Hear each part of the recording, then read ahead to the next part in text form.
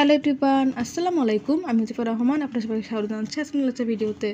আজকে আমরা দেখব কম্পিউটার গ্রাফিক্সের কোহেন-সাটারল্যান্ড লাইন ক্লিপিং অ্যালগরিদম। তো লাইন ক্লিপিং বলতে কী বোঝাই সেটা জানতে হবে, তাই না?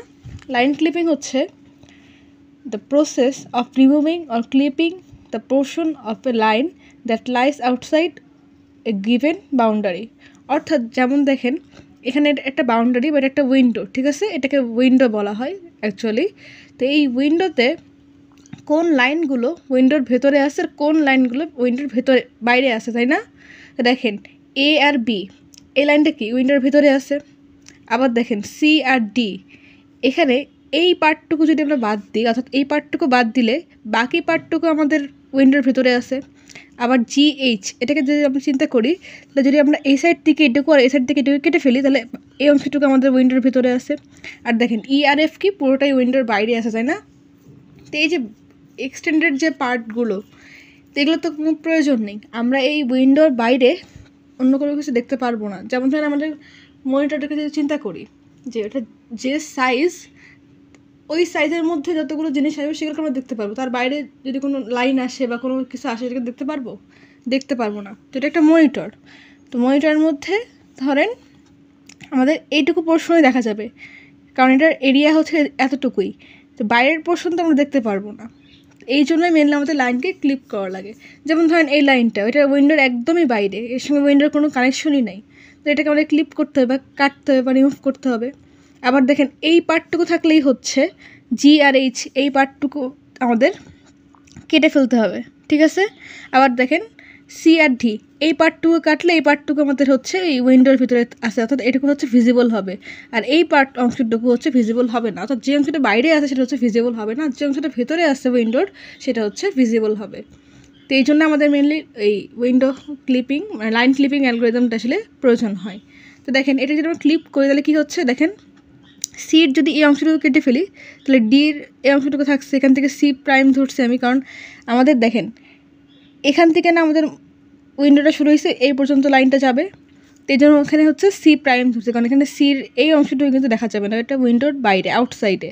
তাহলে আমাদের সি প্রাইম থেকে ডি পর্যন্ত হচ্ছে দেখা যাবে, এ বি তো ভিতরেই আছে। আমাদের জি আর এইচ এসে কোথায় দেখা যাবে, এই যে এখানে হচ্ছে আমাদের উইন্ডো শুরু হয়েছে এবং এখানে হচ্ছে উইন্ডো শেষ হয়েছে, তাই না? তাহলে এই দুটো পয়েন্ট দেখা যাবে। তাহলে এখানে হচ্ছে জি প্রাইম আর এইচ প্রাইম নিয়েছি। আর ই দেখেন পুরোটাই উইন্ডোর বাইরে, সেই জন্য এটা দেখাই যাবে না, এটা ভিজিবলই হবে না। তো দেখেন আফটার ক্লিপিং কী হলো, আমাদের যেই পার্টগুলো জাস্ট দেখা যাবে মানে ভিজিবল হবে, সেই পার্টগুলোই হচ্ছে উইন্ডোর মধ্যে আসে। আর আউটসাইড যে লাইনগুলো ছিল সেগুলোকে আমরা ক্লিপ করে ফেলছি বা রিমুভ করে ফেলছি, ঠিক আছে? এই জন্যই হচ্ছে মেনলি আমাদের এই লাইন ক্লিপিং অ্যালগরিদমটা প্রয়োজন হয়। তা আমরা তো খুব ইজিলি এখানে দেখলাম যে কীভাবে লাইনকে আমরা ক্লিপ করতে পারি। তো এটা কি ইরেজার দিয়ে মুছে ফেললেই হয়ে গেল? তা তো না, তাই না? আমাদেরকে কম্পিউটারকে বোঝাতে হবে যে আমাদের যতটুকু এরিয়া, তার মধ্যে যে জিনিসগুলো সেটা ভিজিবল হবে, অথবা যতটুকু এরিয়া না সেগুলো ভিজিবল হবে না, আউটসাইডগুলো ভিজিবল হবে না। তো কম্পিউটার কিন্তু আমাদের ভাষা বুঝে না, তাই না? তাহলে কী করতে হয়, বাইনারিতে তাকে বোঝাতে হয়, কারণ কম্পিউটার 0 আর 1 ছাড়া কিছু বুঝতে পারে না। তো সেই জন্য এই কোহেন আর সাটারল্যান্ড দুজন হচ্ছে একটা অ্যালগরিদম বের করছে, সেটার নামই হচ্ছে কোহেন-সাটারল্যান্ড লাইন ক্লিপিং অ্যালগরিদম। তারা একটা রিজিয়ন কোড বের করছে, সেই রিজিয়ন কোডের উপর ডিপেন্ড করে তারা একটা লাইনকে ক্লিপ করতে হবে কি না, বা কতটুকু রিজন কোড ম্যাচ হলে লাইনটা হচ্ছে ভিজিবল হবে, কতটুকু রিজন কোড ম্যাচ না হলে লাইনটা ভিজিবল হবে না, বা সেটা পার্শিয়ালি ভিজিবল হবে। যেমন ধরেন এটা পার্শিয়ালি ভিজিবল, তাই না? লাইনটা কিন্তু অর্ধেক, অর্থাৎ এই অংশটুকু ভিজিবল, এই অংশটুকু ভিজিবল না, তাই না? অর্থাৎ এই অংশটুকু সে দেখতে পারবে না, বাট এই অংশটুকু দেখতে পারবে, তাহলে এটি পার্শিয়ালি ভিজিবল। এটাও সেম, জাস্ট এইটুকু দেখতে পারবে, এই প্রথমটুকু আর লাস্টের এইটুকু দেখতে পারবে না, এটা হচ্ছে পার্শিয়ালি ভিজিবল। তো এই জিনিসগুলো তারা রিজিয়ন কোডের মাধ্যমে কম্পিউটারকে বোঝায় যে কোন পার্টটুকু আসলে মানে লাইনের ক্লিপ করতে হবে বা রিমুভ করতে হবে। তো এই যে আমাদের কোহেন-সাটারল্যান্ড লাইন ক্লিপিং যে অ্যালগরিদমটা, সেটা এইভাবে কাজ করে। তারা কি ইউজ করছিল, it uses A divide and conquer strategy with region codes. এখন রিজিয়ন কোডটা কি, বারবার রিজিয়ন কোড বলতেছে, তাই না? রিজিয়ন কোড হচ্ছে 4 বিটের একটা বাইনারি কোড। তো আমরা একটু পরেই এই 4 বিটের রিজিয়ন কোডগুলো দেখব। তো তারা মানে কোহেন আর সাটারল্যান্ড হচ্ছে এই রিজিয়ন কোড ইউজ করে আমাদের যেই লাইনগুলো সেগুলোকে ডিভাইড এবং কনক্রিউ স্ট্র্যাটেজি ইউজ করে সেকে মানে ক্লিপ করতো বা ম্যাপ করতো, যে কতটুকু অংশ দেখা যাবে, কতটুকু অংশ দেখা যাবে না। ঠিক আছে, work only for rectangular clipping window, অর্থাৎ এই যে কোহেন স্যাটারল্যান্ড লাইন ক্লিপিং যে অ্যালগোরিদমটা সেটা শুধুমাত্র রেক্ট্যাঙ্গুলার যে এরিয়া, অর্থাৎ এই যে দেখেন আমাদের যে উইন্ডোটা এটা রেক্ট্যাঙ্গুলার ছিল না, এই রেক্ট্যাঙ্গুলার এরিয়া বাদে আমাদের কিন্তু এই অ্যালগোরিদমটা কাজ করবে না। যদি সেটা পলিগন হয় কিংবা অন্য কোনো শেপ হয় সেক্ষেত্রে এই লাইন ক্লিপিং অ্যালগোরিদমটা কার্যকরী হবে না। শুধুমাত্র রেক্ট্যাঙ্গুলার উইন্ডোর ক্ষেত্রেই এই কোহেন স্যাটারল্যান্ড লাইন ক্লিপিংটা কাজ করতে পারে। ঠিক আছে, assign a 4-bit binary code to each end point of the line, অর্থাৎ প্রতিটা লাইনের এন্ড পয়েন্টে 4 বিটের বাইনারি কোড সে এই কোহেন যে স্যাটারল্যান্ড অ্যালগোরিদম সেটা হচ্ছে 4 বিটের একটা বাইনারি কোড ইউজ করে। এই 4 বিটের বাইনারি কোডটাই হচ্ছে মেনলি রিজিয়ন কোড। ঠিক আছে, যদি আমাদের কমপ্লিটলি ইনসাইড দ্য উইন্ডো হয় একটা লাইন, অর্থাৎ একটা লাইন যদি কমপ্লিটলি উইন্ডোর ভেতরে হয়, যেমনটা এই যেখানে দেখছিলাম, দেখেন এ আর বি পুরোটাই কিন্তু আমাদের উইন্ডোর ভেতরে, তাই না? তো এটা আমাদের কী হবে, একসেপ্ট হবে। এই যে দেখেন এটা বলেছে কমপ্লিটলি ইনসাইড দ্য উইন্ডো হলে একসেপ্ট হবে। ঠিক আছে, কমপ্লিটলি আউটসাইড দ্য উইন্ডো হলে রিজেক্ট হবে। এখন দেখেন আমি যে এক্সাম্পলটিটাকে দেখালাম, এই যে এই লাইনটা ইএফ, এই লাইনটা কি কমপ্লিটলি উইন্ডোর আউটসাইডে, তাই না? উইন্ডোর সঙ্গে এর কোনো সংযোগই নেই, তাহলে এটা হচ্ছে আমাদের রিজেক্ট হবে। ঠিক আছে, আর যদি partially inside and partially outside হয় তাহলে সেক্ষেত্রে আমাদের ক্লিপিং পারফর্ম করতে হবে। যেমনটা ধরেন এই যে এখানে হয়েছে, এই যে এখানে সি আর ডি এর মধ্যে দেখেন আমরা কি করছি, সি প্রাইম আর ডিকে রাখছি, অর্থাৎ জাস্ট এই পোর্শনটুকু রাখছি, আমাদের এই পোর্শনটুকু কিন্তু কেটে গেছে। আবার সিমিলারভাবে জি এইচ এর ক্ষেত্রে আমরা এই পোর্শনটুকু রাখছি, বাকি অংশটুকু কিন্তু কেটে গেছে, তাই না? এই যে দেখেন বাকি অংশটা বাইরে ছিল না, এটা কেটে গেছে। এখানে আমরা কি করছি, ক্লিপিং পারফর্ম করছি। তো এটাই হচ্ছে মেনলি আমাদের কোহেন স্যাটারল্যান্ড লাইন ক্লিপিং অ্যালগোরিদম। তো এই যে এতক্ষণ যে রিজিয়ন কোড বলছিলাম সেটাই হচ্ছে এই রিজিয়ন কোড। তো এখন এই কোডগুলো কীভাবে আসলো, এটা মনে রাখার নিয়ম কি? এটা মনে রাখার নিয়মটা হচ্ছে এই যে জাস্ট এটা মনে রাখবেন, TBRL, টিতে হচ্ছে টপ, বিতে হচ্ছে বটম, আরতে হচ্ছে রাইট, এলতে হচ্ছে লেফট। ঠিক আছে, TBRL। দেখেন আমাদের সেন্টার সবসময় 0 0 হবে, এটা একটা উইন্ডো, সেন্টারটা সবসময় 0 0 হবে। আর আউটসাইডে যেগুলো মানে এই পোর্শনটুকু হচ্ছে আমাদের উইন্ডো। ঠিক আছে, আমি একটু যদি মার্ক করে দিই, এই পোর্শনটা হচ্ছে আমাদের মেন যে রেক্ট্যাঙ্গুলার উইন্ডো, সেটা হচ্ছে সেন্টার। এর বাইরে যেগুলো সেগুলো হচ্ছে আমাদের কি হবে, যদি সেন্টারের বাম দিকে যায় তাহলে কী হবে, এটা লেফট, যদি সেন্টারের ডান দিকে যায় তাহলে রাইট। ঠিক আছে, যদি সেন্টারের উপরে যায় তাহলে কী হবে, টপ, নিচে গেলে বটম। আর যদি কোণাকোণে যায় তাহলে এটা কী হবে, এটা হচ্ছে উপরে আবার লেফট সাইডে, তাই না? তাহলে টপ লেফট, আবার এটা উপরে বাট রাইট সাইডে, তাহলে টপ রাইট, আবার এটা বটম লেফট, এটা বটম রাইট। ক্লিয়ার? এখন দেখেন এই কোডগুলো কীভাবে আমরা জেনারেট করব। সেন্টার তো 0 0, কারণ এটা কোনো সাইডে, এটা মিডিল বরাবর, সেন্টার 0 থাকবে সবসময়। ঠিক আছে, এখন যেটা লেফটে যাই, দেখেন আমাদের এখানে কি আছে, TBRL, এখানে এটা কি শুধুমাত্র লেফট, তাই না? টপ না, বটম না, রাইটও না, তাহলে টপ বটম রাইট তিনটাই 0 হবে। লেফট যেহেতু এটা, তাহলে লেফটের জায়গায় একটা 1 হবে, তাহলে 0 0 0 1 হবে। দেখেন 0 0 0 1। ক্লিয়ার? এবার যদি সেন্টার থেকে আমরা রাইট সাইডে যাই, তাই এটা কি রাইট সাইড, তাই না? টপ বটম বা লেফট না, শুধুমাত্র রাইট, তাহলে টপ 0, বটমও 0, রাইট হচ্ছে 1 আর এল হচ্ছে 0। দেখেন 0 0 1 0, তাহলে এখানে হচ্ছে 0 0 1 0, কারণ এটা রাইট সাইড ছিল। ক্লিয়ার? এবার যদি টপের জন্য চিন্তা করি, শুধুমাত্র টপ, শুধুমাত্র টি, তাই না? এটাকে চিন্তা করেন টি, তাহলে টির জায়গায় 1 হবে, BRL, এই তিনটাই 0 হবে। দেখেন তিনটাই 0 হয়েছে, টির জায়গায় জাস্ট 1 হয়েছে। ক্লিয়ার? এবার যদি বলি বটমের ক্ষেত্রে, দেখেন বটমের কি বি, তাহলে বির জায়গায় শুধু 1 বসবে, আর বাকিগুলো TRL এগুলোই 0 বসবে। দেখেন 0 1 0 0 0, বির জায়গায় 1 0 0 বটমের জন্য। আবার যদি টপ লেফট চিন্তা করে, দেখেন প্রথম অক্ষরটা চিন্তা করবেন TRL।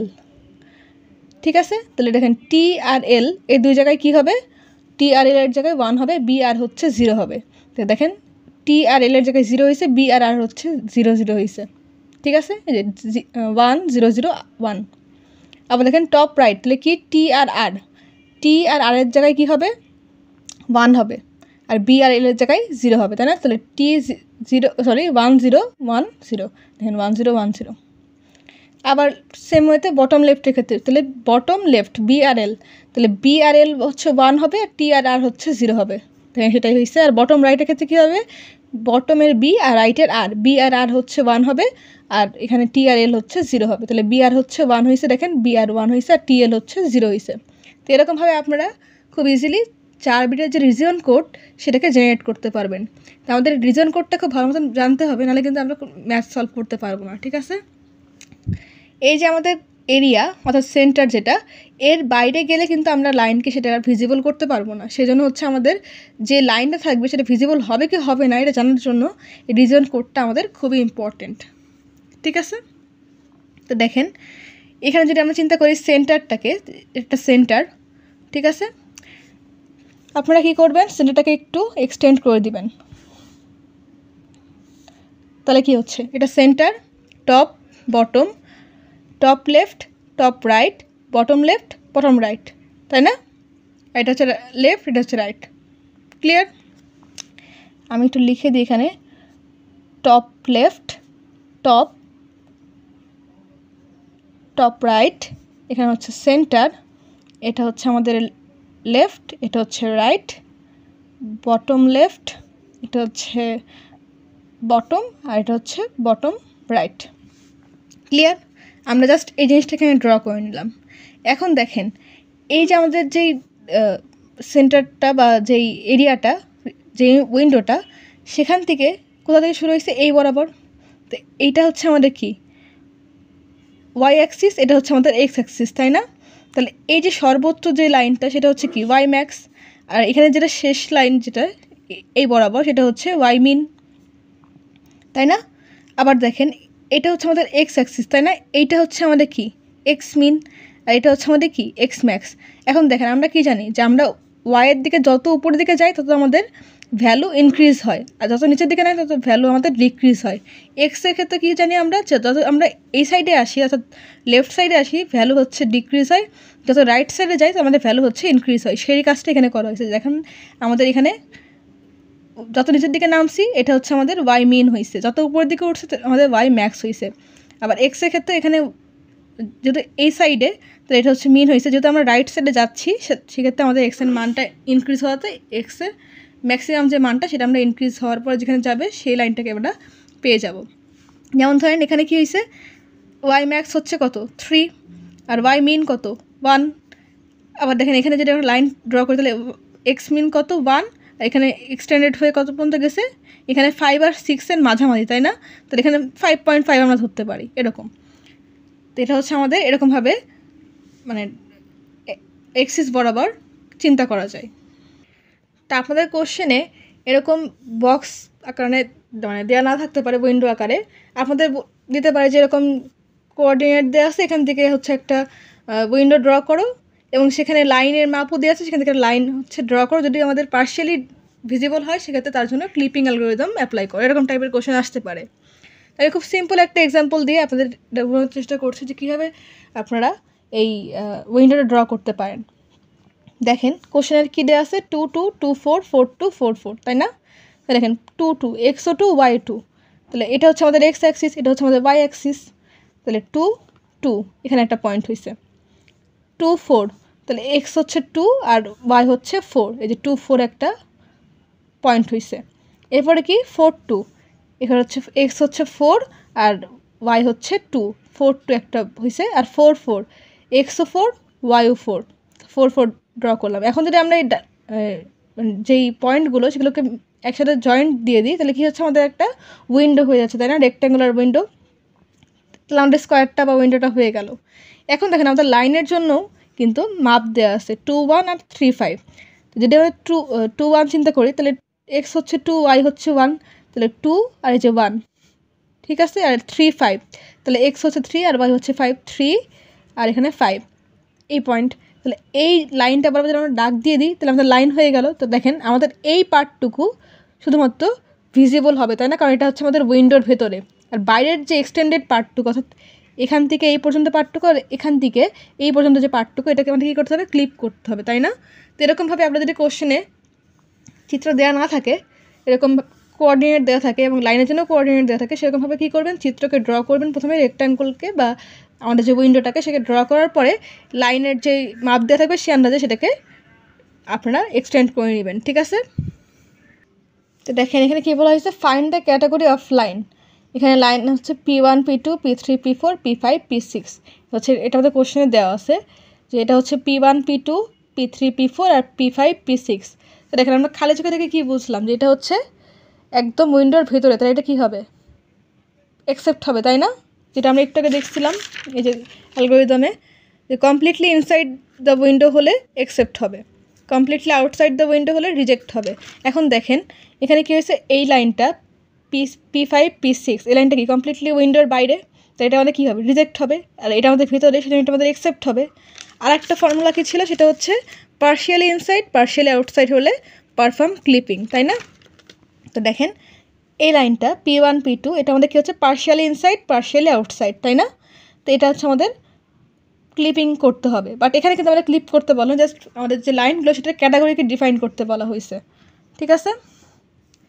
তো দেখেন এটার জন্য সলিউশন আমরা কীভাবে করতে পারি, আমরা আমাদের যে উইন্ডোটার জন্য যে রিজিয়ন কোডগুলো ছিল সেই সবগুলো রিজিয়ন কোডকে এখানে লিখে নিলাম। আমাদের উইন্ডো কোনটা? সেন্টার, তাই না? সবসময় সেন্টার হচ্ছে আমাদের উইন্ডো হবে, আর বাকিগুলো হচ্ছে আমাদের আউটসাইড যেই রিজিয়ন কোড, সেগুলো হচ্ছে বাকিগুলো আউটসাইড রিজিয়ন কোড।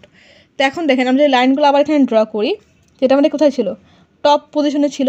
এই যে আমরা এখানে দিয়ে দিলাম, এটা কী ছিল আমাদের? টপ লেফট, এটা হচ্ছে টপ, টপ রাইট, লেফট, এটা হচ্ছে সেন্টার, এটা হচ্ছে রাইট, এটা হচ্ছে বটম লেফট, বটম, এটা হচ্ছে বটম রাইট, তাই না? তো দেখেন এই লাইনটা কোন বরাবর আছে? টপ বরাবর পজিশনে আছে, তাই না? তো এটা কি হচ্ছে আমাদের? পুরোপুরি উইন্ডোর বাইরে, যেটাকে আমাদের ভিজিবল হবে? ভিজিবল হবে না, তাই না? আবার দেখেন P3 আর P4, অর্থাৎ এই যে এই লাইনটা ছিল, এটা কোথায় ছিল? সেন্টার বরাবর ছিল, এই জন্য এটা আমাদের উইন্ডোর ভেতরে, তাই না? এই জন্য এটা আমাদের ভিজিবল হবে। আবার দেখেন P1 P2 কী হয়েছে? পার্শিয়ালি ইনসাইড পার্শিয়ালি আউটসাইড, তাহলে এই পার্টটুকু জাস্ট ভিজিবল হবে, আর বাকি পার্টটুকু, এই পার্টটুকু ভিজিবল হবে না, তাই না? তো দেখেন যদি আমাদের দুইটার কোডই 0 0 আসে তাহলে সেটা ভিজিবল হবে। যেমন ধরেন এখানে P3 P4 এর জন্য P3 কি আসছে? তার রিজন কোড কত? 0 0। আর P4 এর রিজন কোড কত? P3 আর P4 কি এই জায়গাটার মধ্যেই আছে, তাই না? তাহলে রিজন কোড কত? 0 0 0, তাহলে 4টা 0, তাই না? দেখেন আমি কি বলছি, যে যদি দুইটাই 0 0 0 0 হয় সেক্ষেত্রে সেটা ভিজিবল হবে, ঠিক আছে? তাহলে দেখেন P3 0 0 P4 0 0, দুইটাই 0 0, তো এটা ভিজিবল হবে। এরপরে P5 P6, P5 এর কত? 1 0 0 0, ঠিক আছে?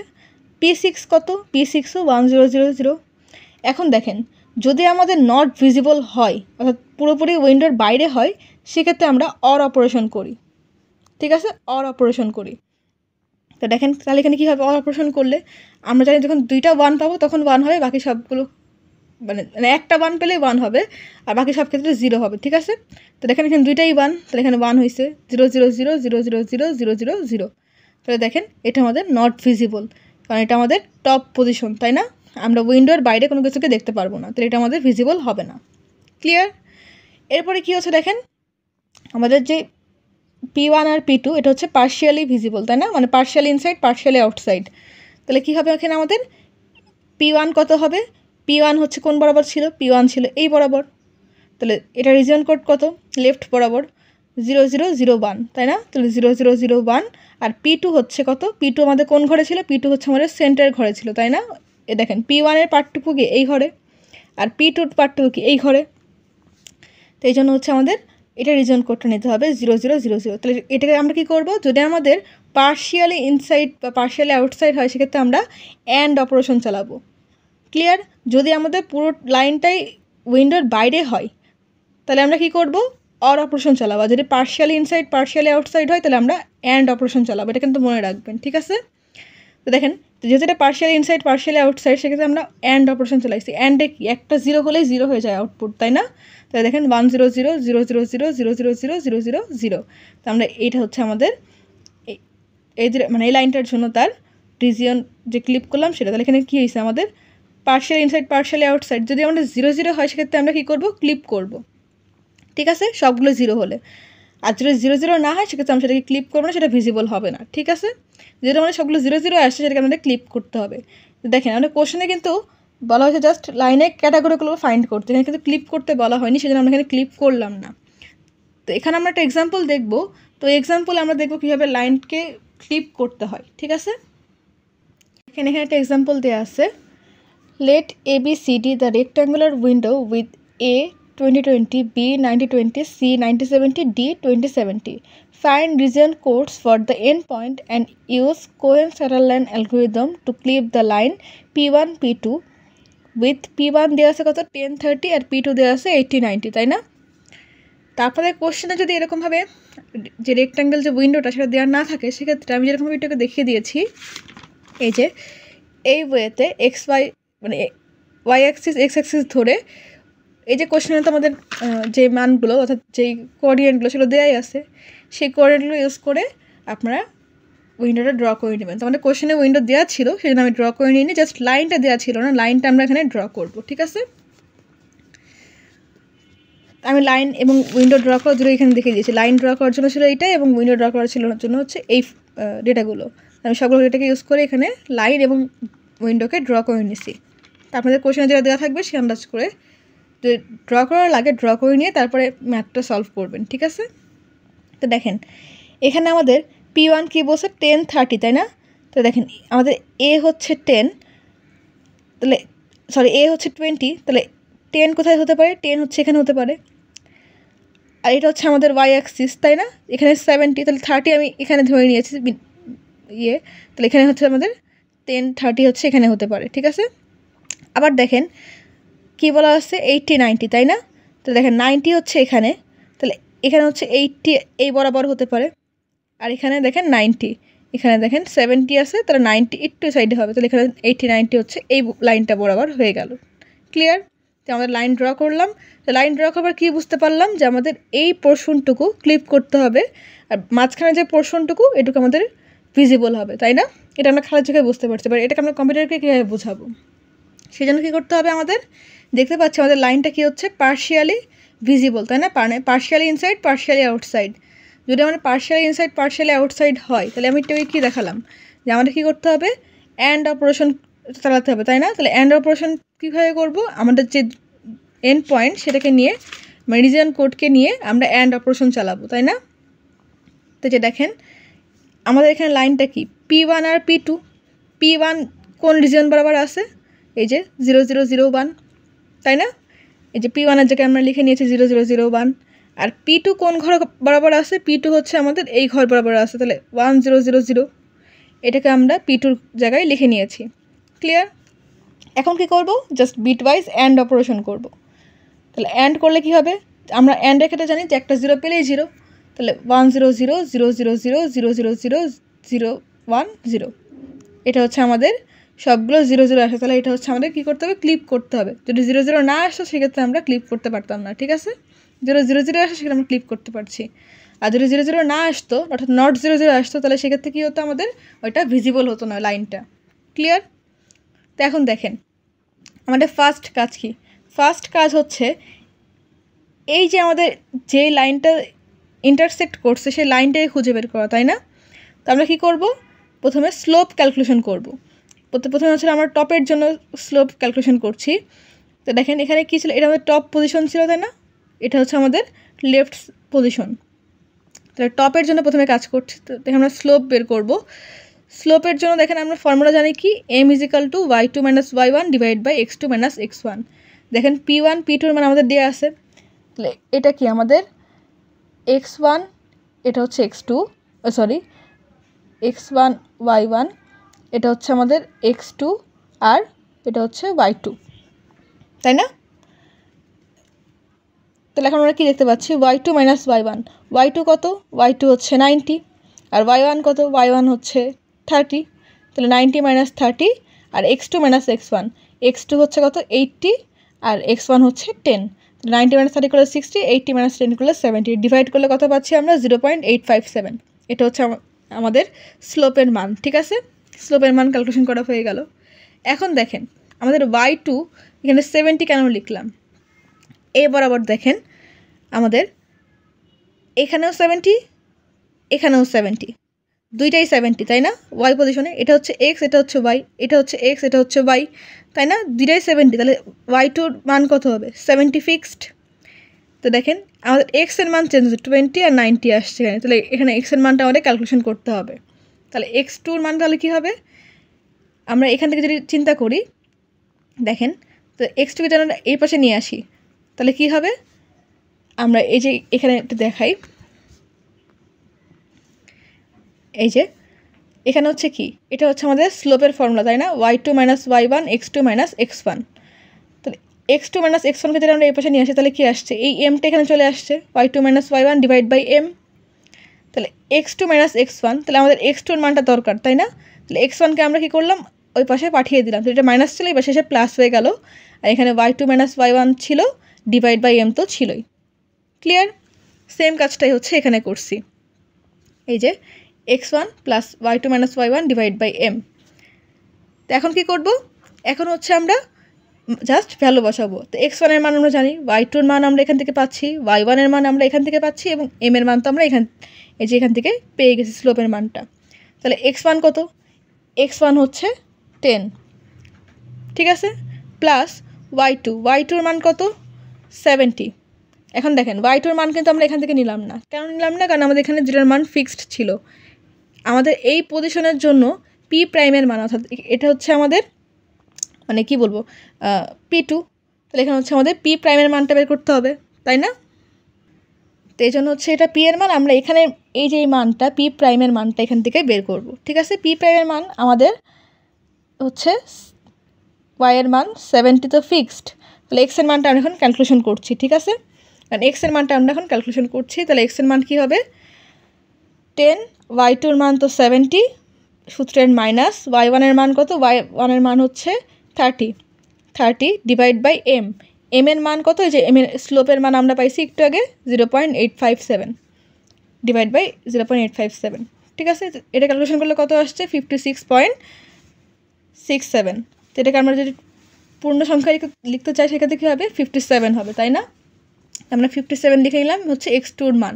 তাহলে আমাদের কী হয়ে গেল, x এর মান হয়ে গেলো 57 আর y এর মান তো 70 আগের থেকেই ফিক্সড ছিল, কারণ এখানেও 70 এখানেও 70, তাহলে আমরা 70 ছিল, এখানে কত হয়ে গেল এখন 57 তাই না x এর মান। তাহলে আমরা দেখেন P2 প্রাইমের যে মানটা সেটা পেয়ে গেলাম।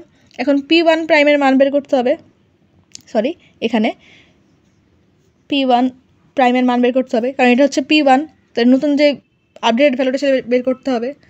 তো দেখেন এক্ষেত্রে কী হচ্ছে, আমাদের x এর মান 20 হচ্ছে, কেন 20 হচ্ছে দেখেন, এই যে আমাদের পি প্রাইমটা কোন বরাবর আছে, এই এই লাইন আর এই লাইন বরাবর, তো এটা কি x, এটা হচ্ছে y, এটা হচ্ছে x, এটা হচ্ছে y তাই না। তো দেখেন x এখানেও 20, x এখানেও 20, তো দুইটাই 20 হওয়াতে এখানে x এর মান হচ্ছে আমাদের 20 ফিক্সড। এখন আমরা y এর মানটা বের করব। ঠিক আছে, তো দেখেন আমরা y এর মানটা এখন বের করি, তাহলে কীভাবে হবে y2 এর মানটা, তা আমরা যদি আবার একটু ফর্মুলাতে যাই, আমরা সিমিলার ওয়েতে যেরকমভাবে আমাদের x এর মান বের করছি, সিমিলার ওয়েতে এখন y এর মানটা বের করবো। এই যে x এর মানটাকে যেভাবে স্লোপ থেকে বের করলাম সেমভাবে y এর মানটা স্লোপ থেকে বের করবো। তো স্লোপের ফর্মুলা আমরা জানি y2 - y1 divide by x2 - x1 তাই না। তাহলে দেখেন এই y2 - y1কে যদি আমরা এই পাশে নিয়ে আসি তাহলে কী হচ্ছে, স্লোপটা আমাদের x2 - x1 এর সাথে গুণাকারে হয়ে যাচ্ছে তাই না, তাহলে m ইন্টু x2 - x1। এখন আমাদের কী দরকার y2 এর মান দরকার তাই না, তাহলে y1কে আমরা এই পাশে পাঠিয়ে দিলাম, তাহলে এটা মাইনাস ছিল এই পাশে এসে প্লাস হয়ে গেল, তাহলে y2 plus m into x2 - x1। তো এটা হয়ে গেল আমাদের সেই ফর্মুলা। তো এখন আমরা জাস্ট এই ফর্মুলাটাকেই এখানে অ্যাপ্লাই করছি। ঠিক আছে, দেখেন এই যে এখানে হচ্ছে y2 is equal to y1 plus x2 - x1 into m লিখে নিয়েছি। তাহলে y1 এর মান আমরা জানি, y1 এর মান কত, y1 হচ্ছে এই যে 30 লিখে নিলাম, প্লাস x2 এর মান কিন্তু আমরা এখান থেকে নিচ্ছি তাই না, কারণ এখানে x2 এর মানটা ফিক্সড, এখানে 20 নিলাম। আমরা কিন্তু ভুলেও এখান থেকে x2 মানটা নিব না, এই যে এটা নিব না, আমরা যেই মানটা ফিক্সড থাকবে কোশ্চেন অনুসারে সেই মানটাকে নিব। আর যদি ফিক্সড না থাকে সেক্ষেত্রে আমরা এই মানটাকে নিতাম। যদি আমাদের এখানে 20 না আসতো, এখানেও 20 এখানেও 20 না আসতো, সেক্ষেত্রে আমরা এই মানটাকে নিতাম। ঠিক আছে, যেহেতু সেম আসছে, এটা ফিক্সড হয়ে গেছে এই মানটা, তাহলে আমাদের এই মানটাকে x2 এই মানটাকে নিতে হবে, ওই মানটাকে নিতে পারবো না। ঠিক আছে, তাহলে 20 মাইনাস x1 কত, x1 হচ্ছে আমাদের দেখেন 10। ঠিক আছে, আমরা এখানে -10 দিয়ে দিলাম। আর m এর মান কত, স্লোপের যে মানটা আমরা এটাকে ক্যালকুলেশন করছি, স্লোপ হচ্ছে এইটা, এই যে m এর মান হচ্ছে 0.857, এই যে স্লোপের মান হচ্ছে এইটা। তো এটাকে আমরা কী করলাম, এখানে গুণ আকারে লিখে দিলাম। ঠিক আছে, তো এখন জাস্ট এটা সিম্পলি ক্যালকুলেশন করলে কী হবে, 38.57। তো 38.57কে আমরা যদি পূর্ণ সংখ্যা লিখতে চাই সেক্ষেত্রে কী হবে, 39 লিখতে পারি আমরা। তাহলে দেখেন x এর মান আমাদের 20 ছিল, তাহলে y এর মান কত পেয়ে গেলাম, 39। তাহলে এটাকে আমরা এখন এখানে লিখে দিতে পারি, তাহলে এখানে 20 ছিল, এখানে হয়ে গেল কত, 39, তাই না? তো দেখেন আমরা এই দুটো লাইনকে ক্লিপ করার পরে P1 আর P2কে আমরা P1 প্রাইম আর P2 প্রাইমকে কিন্তু পেয়ে গেছি, তাই না? জাস্ট এই অংশটুকু, অর্থাৎ উইন্ডোর ভিতরে যে অংশটুকু, সেটার জন্য আমরা যে মানটা সেটাকে পেয়ে গেছি। তো দেখেন এটা আমাদের সেই উইন্ডো ছিল, উইন্ডোর ভিতরে আমরা লাইনকে ক্লিপ করার ফলে কী পাইছি, এখানে সরি এখানে P2 হবে, এখানে P1 হবে। আচ্ছা, তাহলে P2 মান কত পেয়েছি, এখানে P2 মান পেয়ে গেছে হচ্ছে 20 আর 39, আর P1 এর মান কত পাইছি, 57 আর 70। এই চিকটাকে যেখানে ক্যালকুলেশন করলাম এটা হচ্ছে পেয়ে গেছি। ঠিক আছে, তা আমরা এভাবে খুব ইজিলি লাইনকে ক্লিপ করে সেখান থেকে কাটাকাটি বেশি হয়ে যাচ্ছে, এখানে হচ্ছে এটা হচ্ছে P1 প্রাইম, এটা হচ্ছে P2 প্রাইম। ঠিক আছে, তো এখানে হচ্ছে আমাদের এই লাইনটাকে এখানে নতুন যে কোঅর্ডিনেট বা লাইন ক্লিপ করার পর যে কোঅর্ডিনেট সেটা কিন্তু পেয়ে গেছি। তো এরকমভাবে আপনারা কোহেন-সাদারল্যান্ড অ্যালগরিদমটাকে ইউজ করে যে কোনো লাইনকে রেক্ট্যাঙ্গুলার যেই উইন্ডোটা আছে সেখান থেকে ক্লিপ করতে পারেন খুব ইজিলি। তো আপনাদের কোশ্চেনে যেরকমভাবে আসুক না কেন, যদি এরকম কোশ্চেনের উইন্ডো দেওয়া থাকে বা দেওয়া না থাকে, সেক্ষেত্রে আপনারা এই কোঅর্ডিনেটগুলোকে ধরে সেই মানটাকে ক্যালকুলেশন করবেন। অ্যাট দ্য মেন টাইম যদি লাইন দেওয়া না থাকে, লাইনের জন্য যদি মান দেওয়া থাকে সেক্ষেত্রে লাইনটাকেও ড্র করে নেবেন। আমি সম্পূর্ণ স্টেপগুলো দেখে দিয়েছি এবং চেষ্টা করছি স্টেপ বাই স্টেপ বোঝানোর জন্য। তারপর যদি কারো কনফিউশন থাকে অবশ্যই কমেন্ট করবেন, আমি হয়তো কমেন্টে রিপ্লাই দেওয়ার চেষ্টা করব। তো আজকের মতন এই পর্যন্ত। তো আমাদের মিটেড টপিক্সও কম্পিউটার গ্রাফিক্সে এই পর্যন্ত। তো হোপফুলি আপনারা আমি শুরু থেকে যতগুলো টপিক্স বুঝিয়েছি বুঝতে পেরেছেন। যদি কোনো কনফিউশন থাকে অবশ্যই কমেন্ট করবেন। তো পরবর্তীতে অন্য কোনো ভিডিও নিয়ে আপনাদের মাঝে আবার হাজির হয়ে যাব। চ্যানেলটি এখন যারা সাবস্ক্রাইব করেন চ্যানেলকে প্লিজ সাবস্ক্রাইব করবেন, ভিডিওতে লাইক করবেন, কমেন্ট করবেন, শেয়ার করবেন। আজকের মতন এই পর্যন্তই। আল্লাহ হাফেজ।